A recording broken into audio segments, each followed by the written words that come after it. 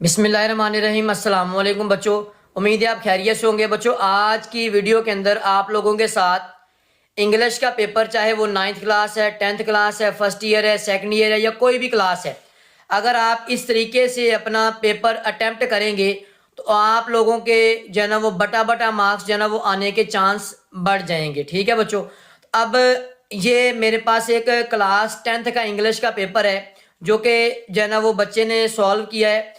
इसके अकॉर्डिंग मैं आप लोगों को बताऊंगा कि आप लोगों ने किस तरीके से शॉर्ट है, किस तरीके से समरी है, या जो है ना वो ऐसे वगैरह या कुछ और मतलब क्वेश्चन जिनको आपने किस तरीके से अटेम्प्ट करना है। तो ये हमारे पास जो है ना वो इसका सबसे पहले जो है ना वो क्वेश्चन नंबर 2 है। क्वेश्चन नंबर 2 देखें, आपने सबसे पहले क्वेश्चन को जो है ना वो बड़ा करके लिखना है। सेक्शन 1 लिखा। अब उसके बाद आपके क्वेश्चन नंबर 2 के अंदर होते हैं शॉर्ट क्वेश्चन, तो आपने यहाँ पर शॉर्ट क्वेश्चन लिखना है, या यहाँ पर आप शॉर्ट आंसर्स भी लिख सकते हैं पेज के सेंटर के अंदर। पहला लिखा। अब उसके अंदर आपने देखना है, अगर हेडिंग बन रही है, अगर हेडिंग बन रही है तो हेडिंग बना के लिख दें जो मेन चीज है।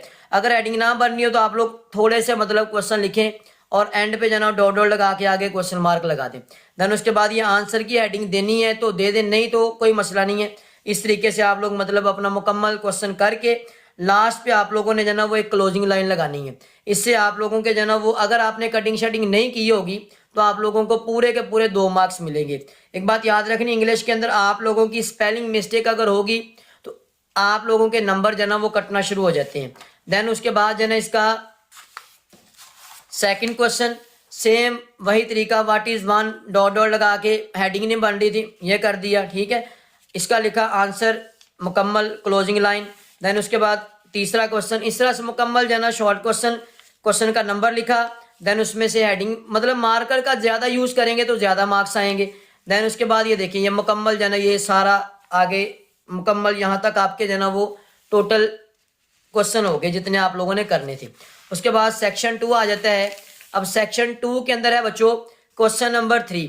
अब क्वेश्चन नंबर 3 के अंदर है ट्रांसलेशन इनटू इंग्लिश। यहाँ पर आप छोटी सी हेडिंग लिखेंगे ट्रांसलेट इनटू इंग्लिश, या लिख दें ट्रांसलेशन इनटू उर्दू। ठीक है, ये लिखा।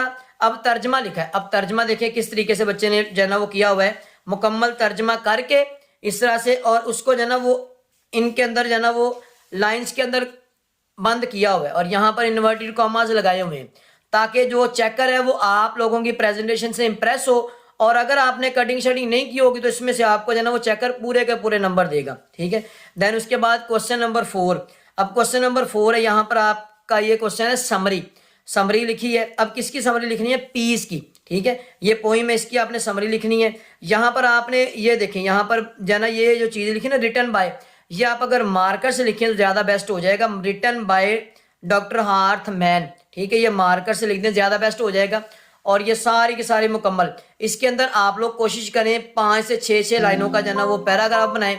5 6 लाइन्स का इस पैराग्राफ बनाएंगे तो आप लोगों का पेज खूबसूरत भी लगेगा और साथ साथ जो ना वो आप लोगों का जो पेपर का इंप्रेशन है चेकर के लिए वो अच्छा होता जाएगा। ठीक है, इस तरह से करते जाएंगे। लास्ट पे यहाँ पर आप पहुँचे तो यहाँ पर एक बात और, यहाँ पर आप लोगों ने देखें ये मेन जो चीज़ें इसमें आप लोग जो जो अल्फाज मतलब के इसके अंदर अहम है उनको आप लोग मार्कर से जो ना वो हाईलाइट करके लिख दें, तो इससे जो ना वो आप लोगों के जो मार्क्स हैं वो पूरे पूरे आएंगे।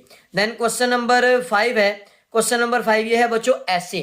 ठीक है, अब ऐसे लिखने का तरीका चेक कीजिएगा जरा। अ क्रिकेट मैच, ये ऐसे लिखा, इसके अंदर जो ना वो फर्स्ट पैराग्राफ बनाया। अब सबसे पहले यहाँ पर देखिए ये कोटेशन लिखी हुई है, कोटेशन लिखी। कोटेशन सारी की सारी मार्कर से लिखनी है आप लोगों ने। कोटेशन ऐसे के अंदर ज्यादा लिखेंगे तो इसमें ज्यादा मार्क्स आएंगे। अब ये कोटेशन लिखी है। अब ये कोटेशन वगैरह जो है ना वो कहाँ पर है, ये कोटेशन आप लोगों की इंग्लिश की बी बुक होती है उसके अंदर ये कोटेशन वगैरह लिखी हुई हैं। या अगर आप लोगों ने जो भी एसेज वगैरह तैयार किए उसके अकॉर्डिंग आप लोग जो है ना वो नेट से भी जो है ये निकाल सकते हैं। कोटेशन वगैरह वो मिल जाती हैं, काफ़ी मिल जाती हैं। ये लिखी, इसको जो है ना वो लाइन्स के अंदर मतलब इस तरह हाशियों के अंदर जो है ना वो बंद कर दिया। दूसरा पैराग्राफ लिखा, ये कोटेशन लिखी। ठीक है, उसके बाद जो है ना ये नेक्स्ट देखें, ये हमारे पास नेक्स्ट इसमें कोटेशन लिखी है। ये पैराग्राफ कोटेशन मतलब हर जो है ना वो पेज हर पैराग्राफ के बाद जो है कि कोटेशन लिखी हुई है। अब देखें इस तरह का अगर ऐसे लिखा होगा तो आपके जो है ना वो पूरे पूरे नंबर नहीं आएंगे, तो मतलब लाजमी इसमें से जो है ना वो पूरे पूरे नंबर आप लोगों को मिलेंगे। ठीक है, उसके बाद क्वेश्चन नंबर 6 आता है। क्वेश्चन नंबर 6 है सेंटेंसेस इनटू डायरेक्ट फॉर्म, मतलब डायरेक्ट और इनडायरेक्ट आते हैं, इनको कैसे करना है, उसका नंबर होगा, नंबर लिखना आप लोगों ने, जो आपका सेंटेंस दिया होगा उसको आप लोगों ने जो है ना वो मार्कर से, और जो उसका आंसर होगा उसको आप लोगों ने जो है ना वो पेन से लिखना है। इसी तरह जो है ना ये देखें पहला, इसके बाद दूसरा, तीसरा ये, देन उसके बाद ये देखें मुकम्मल जो है ना आप लोगों ने 5 करने होते हैं। देन उसके बाद आता है क्वेश्चन नंबर 7। क्वेश्चन नंबर 7 है पेयर ऑफ वर्ड्स। अब 2 यहाँ पर आपको वर्ड्स दिए होंगे, उनके आपने सेंटेंसेस बनाने होते हैं। अफेक्ट मार्कर से लिखा पहले उसका नंबर, फिर पहला अफेक्ट लिखा उसका सेंटेंस बना दिया, दूसरा लिखा उसका सेंटेंस बना दिया। इस तरह आप लोगों ने मुकम्मल अपने जो है ना वो ये 5 के 5 यहाँ तक मुकम्मल कर लिए। ठीक है बच्चों, अब लास्ट इसका क्वेश्चन है question number 8, paragraph into English, मतलब आपको एक उर्दू का पैराग्राफ दिया होगा तो उसको आप लोगों ने इंग्लिश के अंदर जो है ना वो लिखना है। तो ये सेम एज इट इज़ जैसे मतलब आप लोगों ने इसको याद किया होगा या आप लोगों ने अगर अपने पास से जो है ना वो करना है, तो इस तरह से आप लोग मुकम्मल इसको जो है ना वो एक तरीके के साथ सीक्वेंस के साथ लास्ट में जाके आप लोगों ने क्लोजिंग लाइन लगानी है। और एक बात का ख्याल रखना है कि अगर आप लोगों की लास्ट पे जो शीट्स हैं उनमें कुछ शीटें बच गई हैं तो उनको आप लोगों ने जो है ना वो इस तरह से जो है ना वो लाइंस लगा देनी है।